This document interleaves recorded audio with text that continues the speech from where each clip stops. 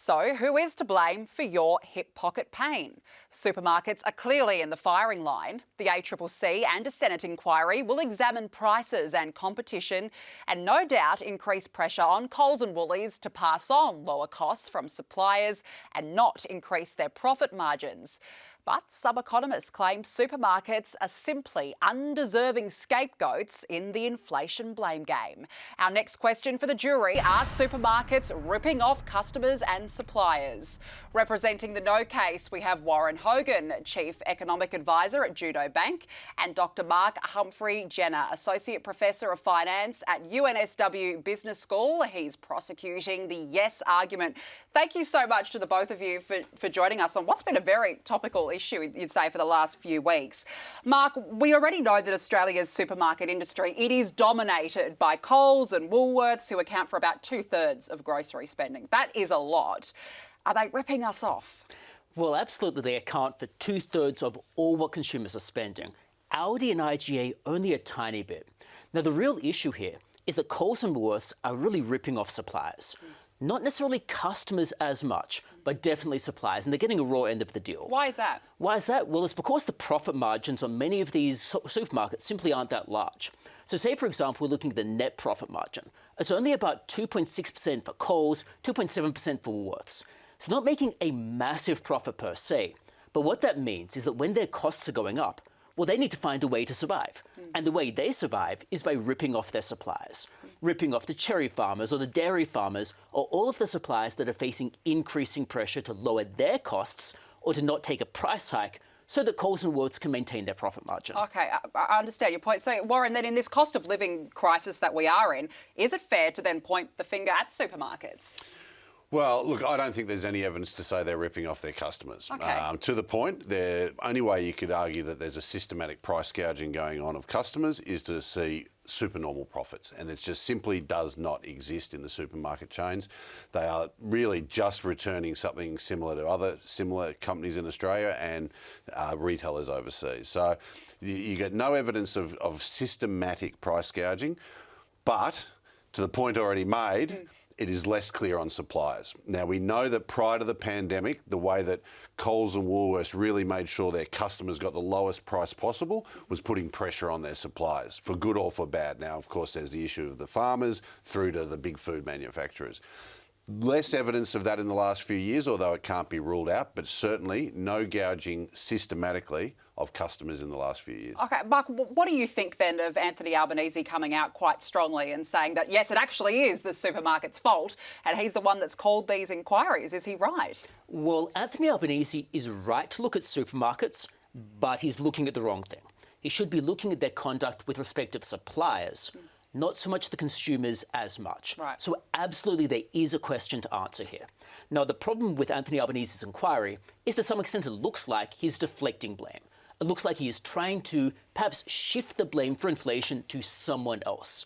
And to be clear here, well, there were dairy price wars. Between 2011 and 2019, supermarkets kept the price of dairy at $1. That was myopic because a lot of dairy farmers went out of business. We saw about 2,300 dairy farms close. Wow. They were squeezing their suppliers. And as a result, you end up with a situation now where the wholesale milk prices had to increase, thereby forcing milk prices to go up, which means that due to that myopic short-termism, well, effectively now they're kind of ripping off customers indirectly because prices have to go up because of their conduct with suppliers. OK, let's go to the jury. Cassandra, do you feel like the big two, Woolies and Coles, are ripping off not only suppliers but also customers? I think there's a valid argument to call out competition. I think we need more competition, supermarket competition in the market. But I also think what's fueling inflation is high energy costs, high fuel costs, and also high employment costs. And this is why Albanese and Labor are trying to deflect from that. So it's also classic.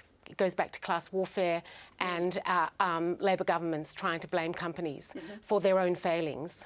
Alan, do you think that supermarkets are being caught up in this blame game, or you think it's fair? No, I think they have been ripping people off. They should. They're almost like a cartel. They don't have enough competition. I think there should be a lot of competitors in the market, and that's where we stand to win. Yeah, what do you think about that, Warren? Do you think that supermarkets are actually getting caught up in this blame game when it comes to inflation? Yeah, look, there's no doubt that we have got the most concentrated supermarket industry in the world. So as you said, 2/3 for Coles and Woolies. Yeah. In the UK, that's 1/3 for the top two. In the US, 30%. Then you go to the top four, which includes IGA, Metcash and Aldi. We're at 80%, whereas in the UK it's at 60, the US it's 40. So there's no doubt there's concentration there. But I would argue it's been pretty well managed. I mean, this is a tough thing in a geographically large country with big logistics and supply chains all throughout the country. I think no one would argue that they haven't improved the quality of their product over the last, say, 20 years. Sure. So, look, I think they need to make a return on capital. There's no evidence of excess profits. And so I think it's very dangerous to sort of think that you've got to regulate them. Could there be more competition? Of course. But is it going to change the numbers? Is it going to change the result? I'm not sure it would. And I'm not sure that I think you would have risks with that if you forced competition by, for example, breaking up Coles and Woolworths across state borders or something. But is reform needed? I don't think it is. I think apart from on the supply side, I do agree with Mark on that front. It's the supply side that the focus needs to be. Final from you. So reform? There could be reform about the supply side. In particular, needs to be reform about how those supermarkets treat their suppliers. Yeah. How they're providing fees or providing funding or providing the capital, rather, the costs, upfront and quickly enough to the suppliers. About how they're negotiating and passing on the price hikes to suppliers. All right, well, look, you've both had your say. It's time to call on the jury. Jurors, you have 10 seconds to deliberate the following question. Are supermarkets ripping off customers and suppliers?